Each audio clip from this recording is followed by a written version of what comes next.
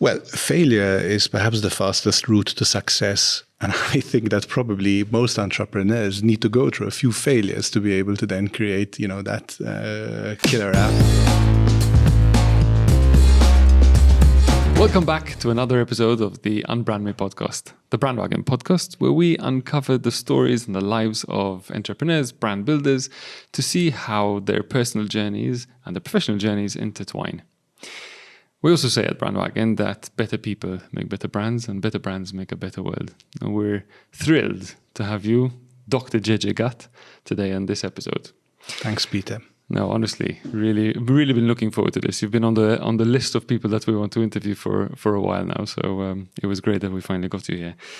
I'm going to have to read the next because your intro is quite a big intro. Gege Gatt, digital entrepreneur, CEO of London-based company Ebo.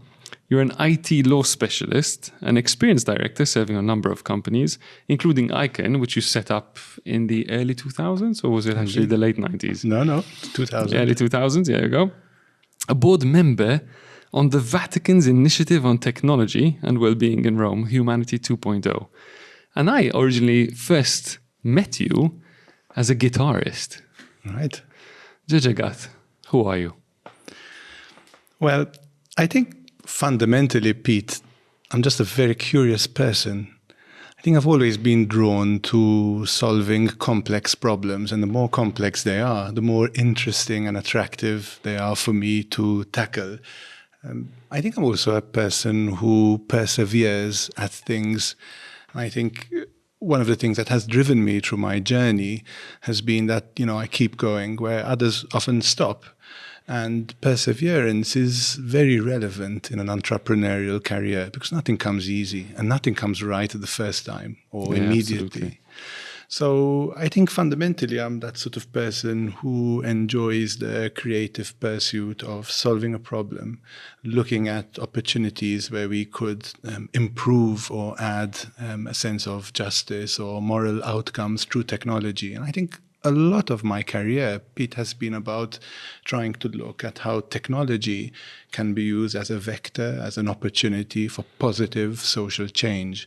So not just an end in itself, to provide a license for a software product, but how you could touch and change the lives of people through the technology which you bring into the world. That's me. That's really interesting description. It's interesting. A lot of our guests start with, I'm a curious person. That's really a key point. In fact, at some point when we do a roundup of what people and who people say they are, I think curious is definitely going to be number one. You're also the father of two wonderful boys and husband of one. And I think that's an interesting segue into your own childhood and how actually you fell in love with tech, because I would define you as somebody who's always been at the very early innovators. I remember Icon was one and is still one of Bandwagon's competitors within the web space. And I remember competing and actually also collaborating on projects in the first place. And you were definitely one of the first and very early voices in the AI space. But let's go back. Let's go back to Gege growing up. You read a law degree. Where did the tech come in? Talk to me a bit about, way back when you started playing around with tech. Well, I think, Pete, we're from the generation that remembers a world without digital technology as we define it today. I think probably my first love was not tech. I think that as a young teenager, I think, music was an area of passion. I think photography was, and for a large amount of time, the sort of technical production of theatre activities. I served Voices, which we were both in for quite a few years. And I think this idea of multidisciplinarity is so important. So let's take music, right? So, I played guitar for many years and still do. I think music is such an important expression. So I was speaking recently to the, really important Maltese-American writer, Alex Camilleri, who created Lutsu, right? And he's now creating a film about Anna, about music. And in discussion with Alex, he says that the truest sentiment of a people is its music and its dance, right? And I think as children and our young kids, they learn how to dance, they learn how to understand music before they realize that, there are words and symbols and language and structure. And so I think music for me was perhaps my first love before technology. It was a method of expression. It was a method of coming together.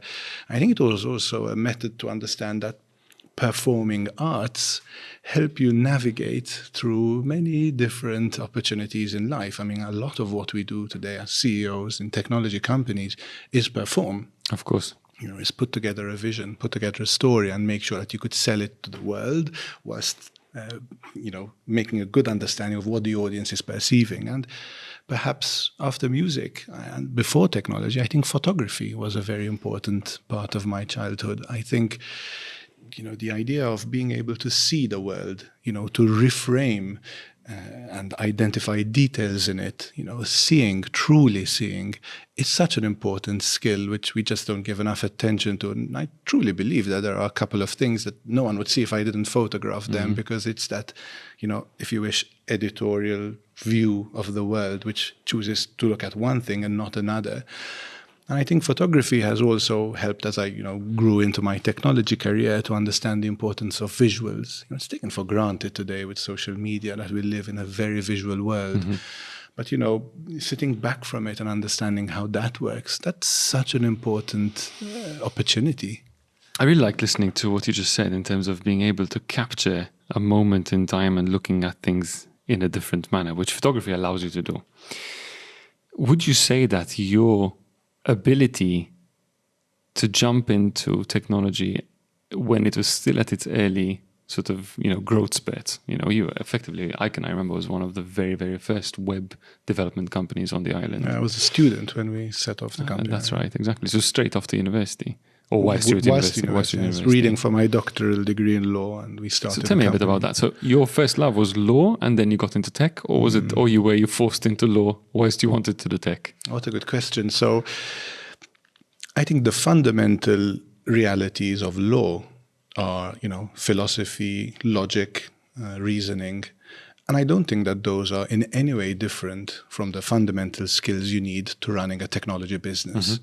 So I never saw law as being divorced from what I can do in the technology world or in the entrepreneurial world. Of course, there were technical skills, but those are easy to learn, right? The very fundamental skills in law. And perhaps I've always had this test of trying to understand the system and trying to inject more justice into the system. And law helped me appreciate what that really means. So I felt that law was a springboard, almost a natural springboard to technology, because its fundamentals applied to the technical world. And yes, perhaps, experiences in music and theater and photography just helped me appreciate these sort of, multimedia, if you wish, aspects of technology. And the early days of the web were all about that, Pete, no? It was about coming together of text, images, and then music in a way that can be consumed by audience with very short attention spans. And I think that's the key word, the audiences. So we were building tech to be consumed and had to entertain to keep people active and keep their attention. So for those of us who don't know, for those out there who don't know what Ebo is and what Ebo does, can you give us a quick explanation? Because that's going to bring me into my next question. But let's start with, what is Ebo? For sure. So Ebo is an AI company. So artificial intelligence is the ability to sort of simulate human capabilities. And we focus principally on the health industry. So we're in 11 countries. We're principally headquartered in London because the NHS, the National Health Service, is our main customer. So what we do is we look at that touch point where there are so many stressed workers in public health, right? Because there aren't enough of them to serve the rising needs of patients. And what we do is we automate that touch point where a patient requires a service from the state. Now, a lot of research out there, Pete, shows us that by the end of this decade, there won't be enough doctors and clinicians to serve the basic needs of European society. And the way to bridge that gap is to use technology like ours to automate certain repetitive processes, which should never be given to a clinician. A clinician should not use a third of their time to write notes, to fill in assessments, to manage appointments. We should get those repetitive skills tasks rather, move them to AI and allow clinicians to do what they do best, which is patient care. And that's the only way that we can evolve to meet the rising needs of customers. Okay. I mean, that's quite that's a really interesting angle that you got there. But remind me, let's walk back in time. How did you get there? Because it wasn't originally always about health. Now I think Ebo started off more in the sort of quite generic space. And how did you find that niche? Because that I think would be really interesting for our audience to understand. I think most product companies, and perhaps the biggest difference between Icon and Ebo is that Icon served and still does as a service company, whilst Ebo is a product company through and through. Sort of intellectual property is the main intangible asset of the organization. Like most product companies, Ebo needed to find the right niche which matched its own purpose and social vision, and in which its product had good product market fit. And so, like many organizations at startup phase, we experimented in a number of industries to understand where the resonance is. And the resonance would immediately appear to us to lie with healthcare. And I think the reason for that is this. We have a unique opportunity in technology to reimagine work, to relook at the value of work and what work should look like in a decade from now. And in healthcare, we have such a stressed system, which is obviously underfunded, under-resourced. Reimagining work meant getting those repetitive tasks off people who just were struggling so much with them. Mm-hmm. And when you can bring that gift of technology into an industry to radically transform its ability to perform, that gives a lot of confidence back to the people running that technology organization. It gave us purpose, it gave us a mission, and it allowed us to understand that we are actually serving a social purpose. We are assisting public healthcare services today in Ireland, Wales, Scotland, UK, Italy, Cyprus, and Greece, to transform, to be able to meet the demands of citizens. And I think that's so important. Absolutely. Because health is a public good. It needs to reach those citizens, especially who are extremely marginalized and who usually do not have access to such services. And in this particular case, considering the I wouldn't say the next generation anymore, but this generation, okay, who are now used to having better conversations using digital tools, do you think it's being planned in a better way, not only because of the shortfall and the lack of availability of people to do those jobs, but also the fact that the younger generation are resonating more with digital tools? Was that like a sort of opportunity meets? So here's a story. Post-Brexit, the UK was unable to match the gender and age of a clinician with the gender and age of a patient. So in sexual health clinics, you might have a 14-year-old Caucasian girl who's going in to speak about an STD problem, who is matched with a 64-year-old, African-American doctor.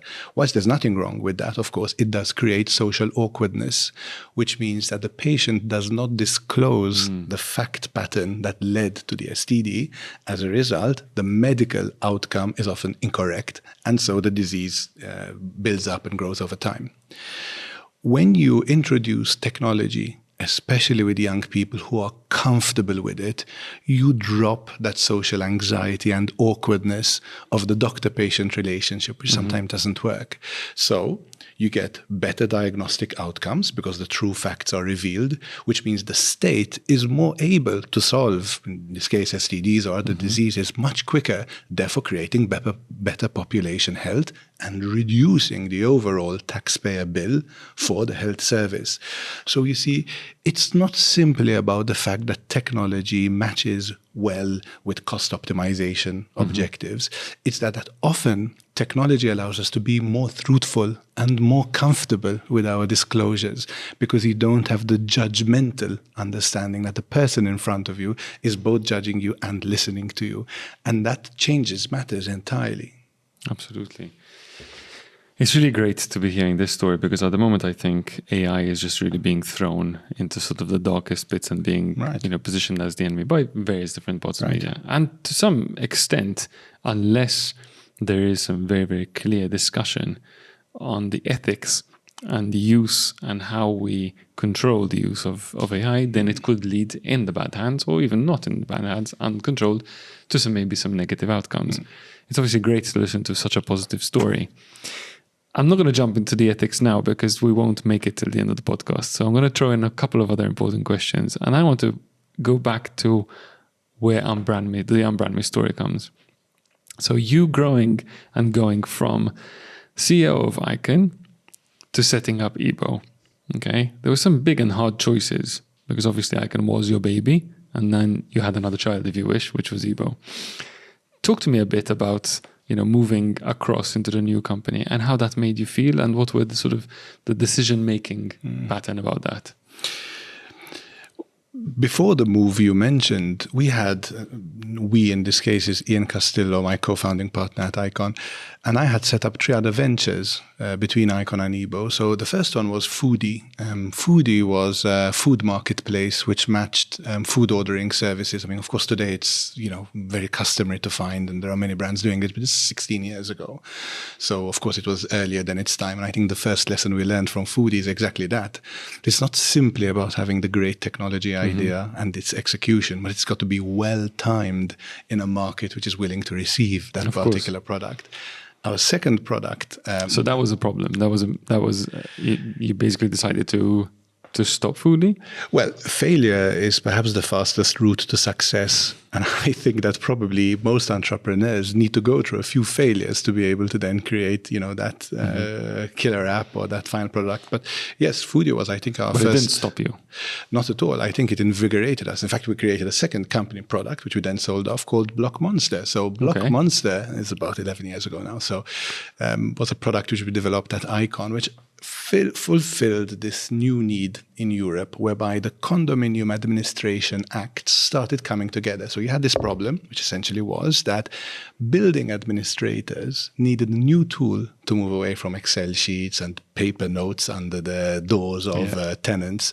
So we had built a web application, which was a cloud-based. So this was the beginning of the sort of cloud and what then became the Azure platform.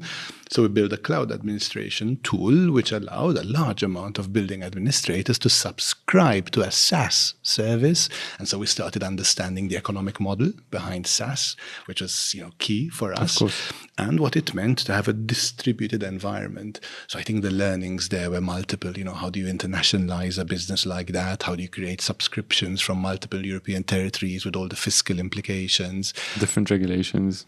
Different regulatory environments, different needs, and sort of we started understanding the importance of product management, having singular focus and being able to prioritize roadmaps. I mean, it was a lovely journey. And you were still running that as Icon, or you had managed to set up a separate team for that? So we always felt that the role of Icon, apart from it being a service company, is the incubation of new ideas. Okay. And one of the practices that we had was that every 6 months, we'd stop all client work and focus on innovation. So we used to create teams and we'd mix up topics and people, and sometimes we'd bring in external judges, because innovation is a skill that you need to learn through practice. It's a muscle that you need to exercise. You can't expect teams to be naturally innovative. Of course, you have tendencies, but you need to build it within the routine of the company's activity. And a lot of these products were a result of our innovation week and some degree of market research, of course. So yes, it was a product sitting under the assets of Icon, which then we would siphon off, separate, and it would have a life of its own, perhaps with different investors, shareholders, and its own exit. And after that, we set up Movo.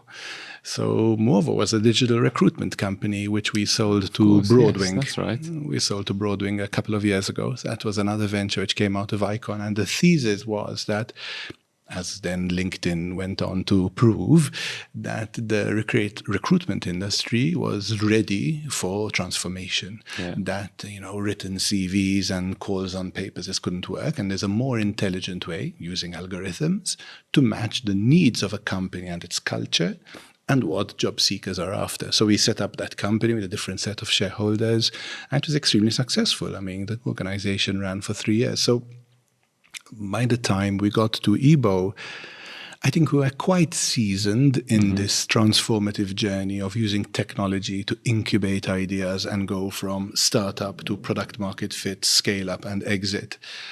Ebo, of course, was, I would say, probably the most intense of those initiatives. And today it's fully detached from Icon, different markets, different teams, different investors, entirely different agendas. But I think the main change for me was moving away from a service-oriented company who's always enamored with the solution, which is always focusing on the quality of execution, to a product company. And the quintessential reality of a product is that you need to be in love with the problem and that you don't want to be too fast with finding the answer until you've understood better than anyone else in the market what the root of that problem is. And when you've understood that better than anyone, then you can start building the product. And that is what makes a product customer-centric, because you are so close to the pain point that you understand the journeys that emerge from it. And healthcare was a calling because there's so much to fix in public healthcare, and there's so much positive activity that technology can bring. And it's such a worthy cause. It is. Patrick Hulson, who was on this podcast a couple of episodes back, spoke specifically about his hours and hours and days, those 10,000 hours of actually being in the ICU, in the operating theatre, watching healthcare professionals, do their daily tasks to try and really analyze. Talk to us a bit about your process and your journey of really falling in love with that problem. So, how did it go about? Was it you literally going to the problem? I heard the podcast, and when I heard that story, which he said also about being in a room with a dead patient and having to reboot a server or whatever, my first reaction to that statement was, you know what, it's hard, and he described a hard environment. But I've come to believe, perhaps hence my grey hair, that it's good that it's hard. It should mess with you. It should kick you. You should feel that it's tough. It should not be easy. And I think that scarcity is what separates the amateurs from the pros. That perseverance in hard environments when you're doing, tough market research on the ground with clinicians. It should not be uncomplex. It should be something that you feel is extremely challenging. And I think that, getting past that hill is usually the first glimpse of what success could look like. So in our case, the product discovery work were mainly workshops. So in the UK, which was the first market we penetrated, user forums are extremely common. So user forums are essentially the opportunity of bringing clinicians of different rank, but usually at C-level, to come together and do basically a sort of problem solution type of workshop. So you're looking at describing what the problem is in detail, and you're flow charting it on a whiteboard. And then you're trying to say, through a number of hypotheses, what could a solution look like? I think we did 1.5 years of that. I mean, we sunk a lot of our capital funds into that activity, and it's the best money we spent, because it really allowed us to understand the gap in the market. I don't think that gap in the market simply means desk research. To really understand the gap in the market, you need to roll up your sleeves, you need to be in the market, and you need to have a number of hypotheses on how to solve that particular problem. And that's what we did. So we had our first product director in Pittsburgh on the East Coast, and we ran this for about 1.5 years until we had our first prototype of a product, and we launched it in Malta, in a private hospital over here. And once we understood that this could be a good testing ground, and we thought, okay, now it's time to internationalize. And so we started building that sort of outreach and lead development and partnerships and interoperability projects to bring us into those markets. That's a really interesting story, which more people need to hear about, and I think more people need to listen to. There's obviously 2 big challenges with that. One is patience. Most CEOs and most entrepreneurs lack patience today, and we're actually having a conversation about boredom on our way here, but we'll tap into that later. And then there's obviously the big issue of funding. Right. So where did you get, not the funding, because the funding is interesting to know, but where did you find that patience and also the ability to stick to that sort of, project and keep on going, knowing that there was more on the other side, or maybe not knowing that there was something out there that you could really tap into and eventually monetize? I think short-termism is one of the biggest tragedies of leadership. I think it's also one of the biggest tragedies of politics, because you can't forge a vision which expects to turn around profit or results in 2 years. It's just not realistic. I think short-termist thinking, which expects return on investment too rapidly is extremely problematic. And it does come back to your question of seed funding and capital. The importance of matching the right shareholders and venture capitalists with a business is huge, because if there is a misalignment around the expectation of profit, then you're in trouble, because no business is likely to be speedy in its ability to create profits. And you want to have that serenity, especially in the first 3 years, to build the product with market research over time. If in that period you're expecting to create profits and your shareholders are going to become angsty about that, then leadership is going to be totally misfocused on managing those stakeholders rather than creating success in the market.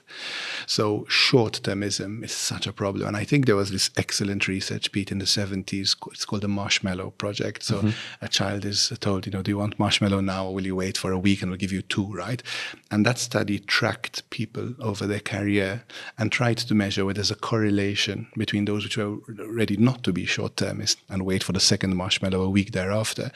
And of course, the statistic found that there is a correlation between that and health and success and higher academic achievements and more income earned over a lifetime and better marriages and so on. So I think businesses need to have a longer-term view to reach success.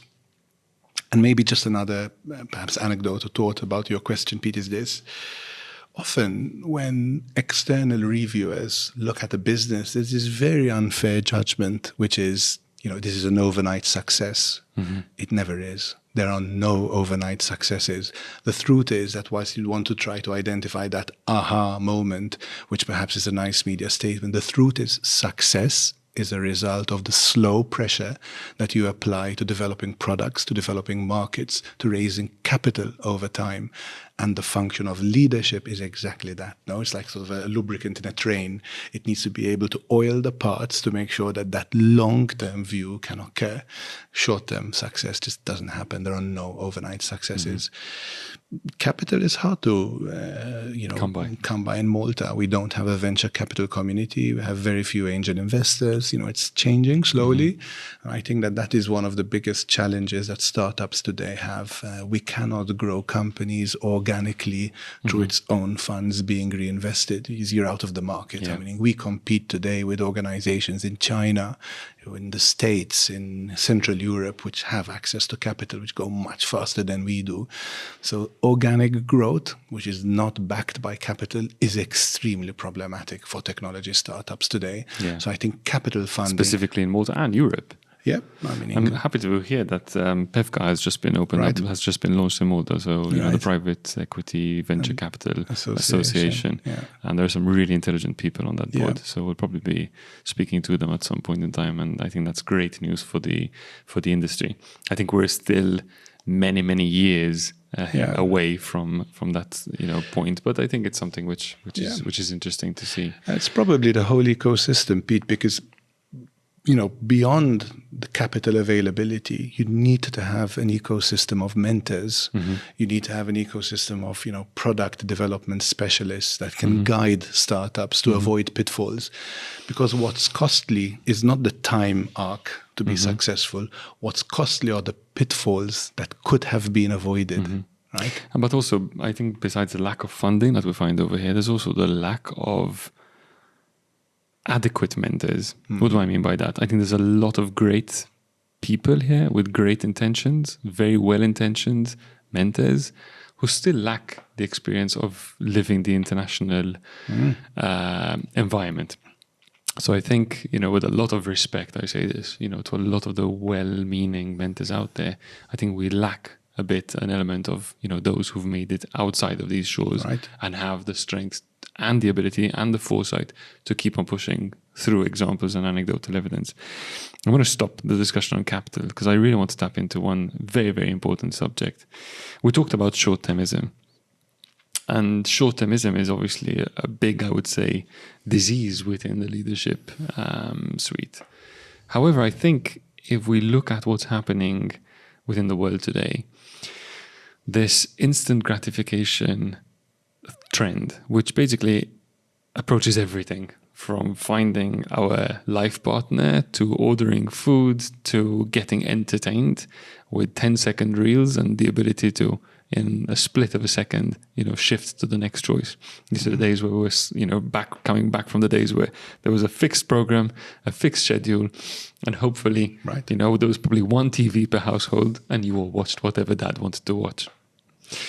Moving to a time where obviously the whole sort of, the whole system is rigged towards short-term, quick, instant gratification. Mm-hmm.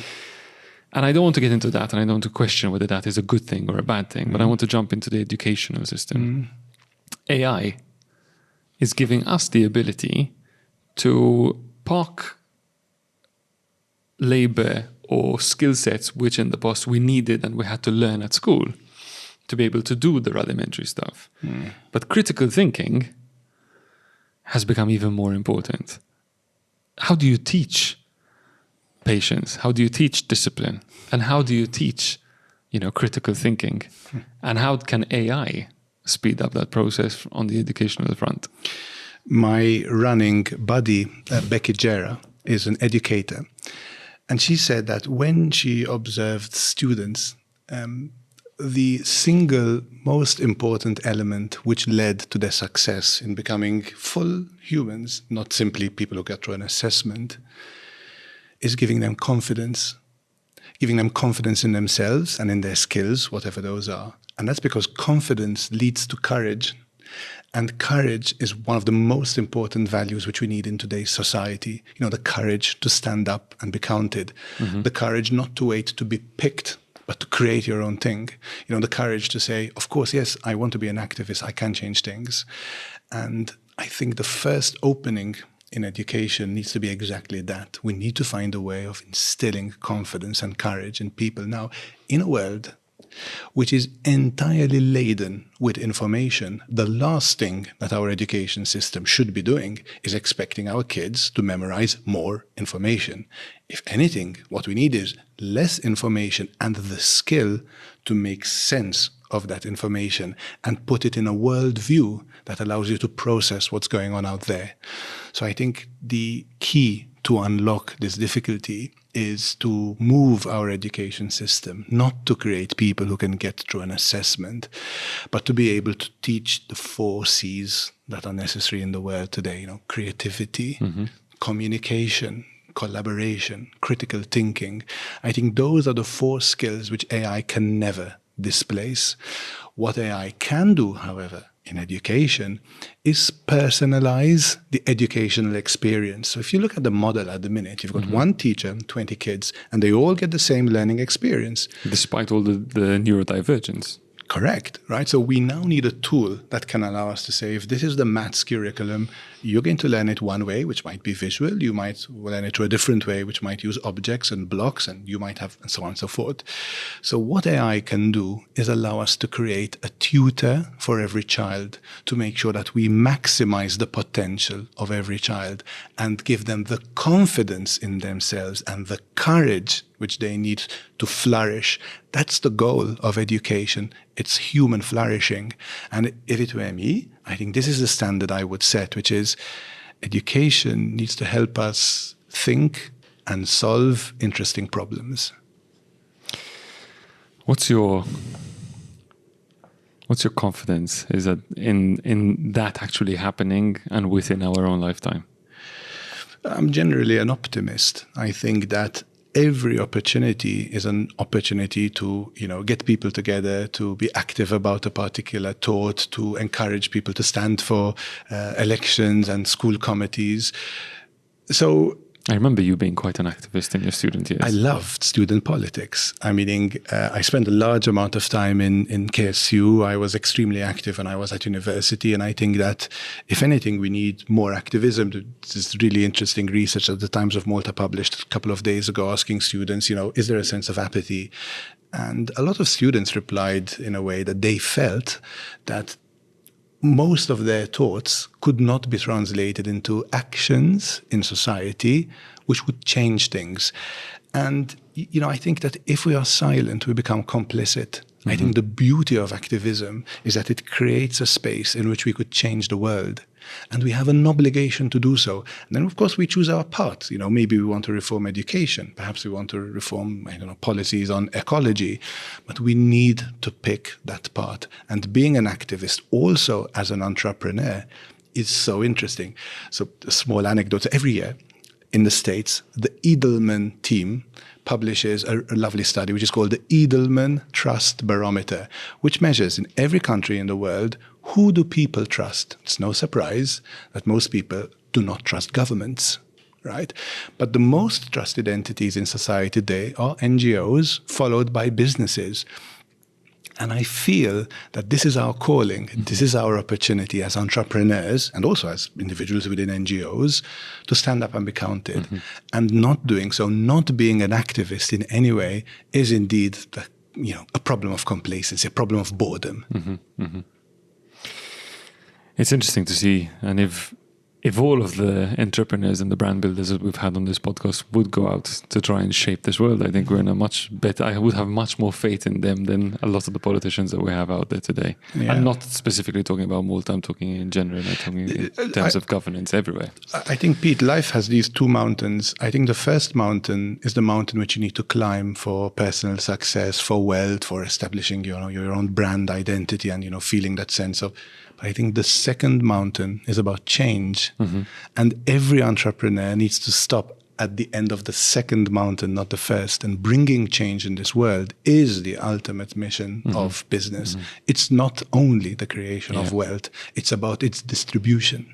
It goes back to that role of Maslow's hierarchy of needs, self-actualization of how we give back to our community without the need to take anything back out of it. And I think that is a lesson that we need to teach. So,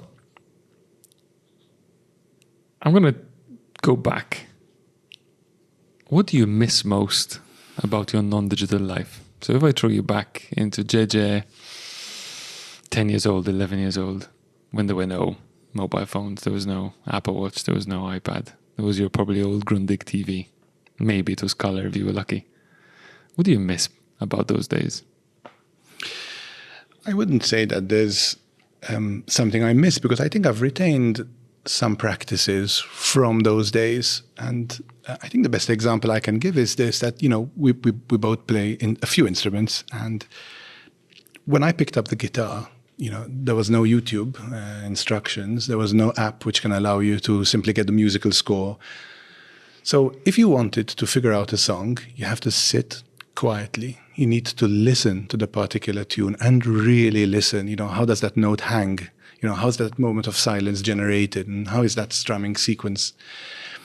I think what that taught me at age, 9 or 10, is that sitting quietly and listening and truly listening changes everything. It sort of opens that space between one task and another. I think that's a practice I had at age 10. I think it's also a practice I have at age 45, that listening needs to really be about listening. And if you're taking a photograph, seeing needs to really be about seeing. It's almost like the camera is a way to teach you how to see life without a camera. So I think those practices have stayed with me. I don't feel any nostalgia. I think, I grew as a man and maintained some of those ideas from my childhood. And perhaps some of those childhood experiences and childhood books are the ones which are even most popular with me today. I mean, I love Winnie the Pooh. There are so many life lessons there. So many great lessons there.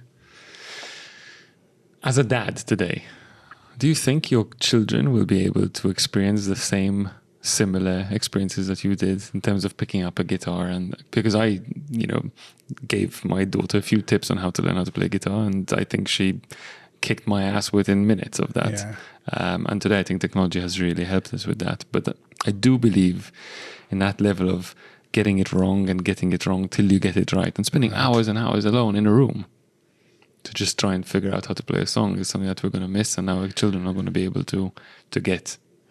Well, I think they've got more learning tools than we ever had, Pete, and that's something I'm grateful for. I mean, I think, in the educational side, the idea of MOOCs, the massive online courses, if you want to learn a particular concept in physics or music, you're going to have a world-renowned teacher with best practices in teaching that particular subject that's available on your fingertips. I mean, we never had that. Absolutely. Yeah. I think I'm grateful for the experience that my children can have in way they interact with the world, in which they learn skills that I never had the ability to because we just didn't have the tools to allow us. So I think their experience of the world is going to be very different to ours. Yeah. But I think there's one key skill that every parent needs to ensure that their kids understand, and that is the mindful use of technology. I think it's wrong for parents to try and solve the digital problem by moving devices away from children. I mean, they're going to live a digital life. They need to be able to mediate technology for their jobs, for their future, for their own fulfillment. What we need to teach kids, and we don't do that sufficiently, is how can I use technology in a mindful way that helps me reach my goals and my values. So I think one of the biggest failings we have in front of us, Pete, is that from age 3, we are not starting a good digital literacy program. So we teach 3-year-olds concepts of nutrition, what are fats and what are carbs and so on, and how to distinguish between the two. But what we're not teaching them is what is misinformation, what is garbage, what is information that is reliable, how can we use generative AI to help us reach our goals rather than to, mimic our thinking. So those basic structural concepts of how to use technology in a mindful way are not part of our curriculum. And that is something that concerns me. And I want to make sure that the experience our kids have of the world will be mediated through technology that can be used mindfully. And how's that going to happen? Well, we need to understand that passive use of technology is problematic, Pete. So I think one of the most under-discussed drivers of our culture is boredom. Right? We've got many kids who are bored and so enter into this vicious cycle of doom scrolling, of watching utter garbage. The moment you interrupt that, as we're talking about listening and seeing as a practice, the moment you interrupt that passive use of technology, where technology is using you rather than you using it, and you become mindful, that mindfulness practice is absolutely key. That is the way that digital becomes a tool, a means to an end, rather than the end itself. In our world of branding and marketing, the use of generative AI has had a huge impact, as you can imagine. And to us, it's a massive strength. But we can tell, and the numbers can show, that there's been a massive, massive drop in the request for skills like copywriting, Right. immediately following the popularization of ChatGPT, just to mention one. I found it extremely entertaining this week, obviously looking at the amount of stupid comments that Google's AI has thrown out there. I'm sure you've read them. Yeah. And it's entertaining for us as a creative agency today to see the amount of people using AI badly. But I do look forward to the popularization of and the better way of using AI. However, my view on the fact is that a lot of what AI can do today is to replicate what's already been done. But true creativity is going to come mainly from people, because to be really truly creative and to create really good, meaningful, creative brands, you need empathy, which I don't believe AI is going to be in a position to do well. My biggest worry is, will marketing managers, will C-suite be in a position to judge the difference? Pete, my prediction is that AI will break the internet. It will break the internet as we know it, right? So the whole concept of the internet, from 20 years ago was this idea of you've got a box and that box contains a lot of content. And there's an algorithm between this box and the user, which is going to help the user find the content. But that box was full of stuff created by humans, blogs that you and I have written and books that others have published, etc. When AI, generative AI, scales up that box literally to infinity, right? Then the whole distribution model of the internet changes. There's just too much content to be filtered. We cannot anymore tell the difference between human-generated content and AI-generated content. I think the best example of this is Amazon's book self-published service. So as you know, if you're an author, you could self-publish a book on Amazon and post it, and it's now available to sell. Before the advent of generative AI, there was no idea that you'd be able to upload, 1,000 books per day, because it's going to take you a few months, if not years, to research and write your book. With the advent of generative AI, Amazon had users uploading 200 new books every single day. Wow. So their reaction, which isn't strategically correct, was simply close the floodgates, and now they allow only 3 books per day to be uploaded per user, which is also crazy. How can you write 3 books in one day, right? So what we're seeing over here is that the model on which the internet was built is no longer valid. This is the massive change that generative AI is bringing.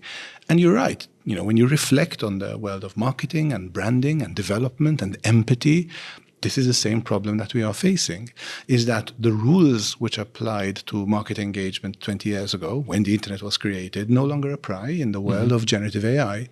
So if we had to turn it around, Pete, I think this is an opportunity for organizations like ours to rethink their role in society, the products and services which they bring in the world, how they want to engage and assist others to engage. Because what happened in this last, 20 months is we've re-baselined the market. We've re-baselined many industries, even what we do in healthcare. I mean, we've totally transformed the industry of medical assessments. We've totally transformed the call center, which was mediating appointments between a state and the citizen. I mean, in the UK, we serve 16 million patients. So that's unbelievable. We've re-baselined these industries totally, Pete, and this is our chance. It's our chance to rebuild a new version, a Bandwagon 2.0, an Ebo 2.0, rethinking what our role in this new society is. Yeah, that gives me a lot more hope and a lot of excitement as well. There's a million other questions I would love to get into, but I know that we don't have the time to. I do want to ask one philosophical question before we let go, and this is a question which I throw at a lot of futurists and technologists, and if a lot of what AI can do and will be able to do is do the jobs that we are currently doing, is there a moment in time where we can actually foresee that we can actually chill out and stop working whilst the machines can work for us, and we can actually stop and enjoy life by actually spending more time communicating like you and I are doing face to face, and enjoy, the natural beauty of this world? Or is it just going to be an even faster race? So I think the opportunity that AI is bringing to us is this opportunity called automation, where research shows us, Pete, that around 45% of all tasks in the economy today could be automated, right? So World Economic Forum says 85 million jobs will be impacted just because of this task automation. So the opportunity here is for us to rehumanize work, right? I think rehumanizing work means this. When I qualified as a lawyer 20 years ago, and a lot of what young lawyers do today is repetitive contract drafting, I believe that if we have to look at the industry, there are going to be many of those tasks which are now ready to move to automation. So what rehumanizing work means is that we have this unique opportunity to define, once you remove that 45% task burden, what should you do with that time? And this is an opportunity that is gifted to us every century or so. Last time probably was the Industrial Revolution and sort of the mechanization of industry. We have this choice again. And I think leadership is exactly about this. Leadership is about determining how to enroll people within your mission to strive to reach their full potential. And that 45% of time which we can gift back to our employees, to our team members, to our society is key. That is the choice that we have. I don't think we'll ever be at a stage where we won't have work to do. There are many roles which cannot be replaced by technology and should not be replaced by technology. But those tasks that opens up so many creative opportunities, rethinking how those resources should be deployed to create value for an organization. That is really a significant entrepreneurial opportunity. I think rehumanizing work is the best place to end this podcast. But before that, the final question. I do have a hope on a song that you're going to pick, but I'm not going to mention it to you. I'll tell you after when we close this podcast. Gege, the soundtrack of your life, if you had to pick one track, which one would it be? It's a tough one, but I think every generation has an anthem. It has a song that defines that decade. And I think for me, a positive song in the last decade was Coldplay's Viva la Vita. I think it's such an energetic, positive statement. But what I really like about it, it talks about the downfall, right? And its ending words, which are so interesting, is this idea that, Saint Peter might not call me, might not pick me. And I love this idea because we are transitioning into a society, especially because of technology, whereby you cannot wait to be picked, for the next school play, for the next job.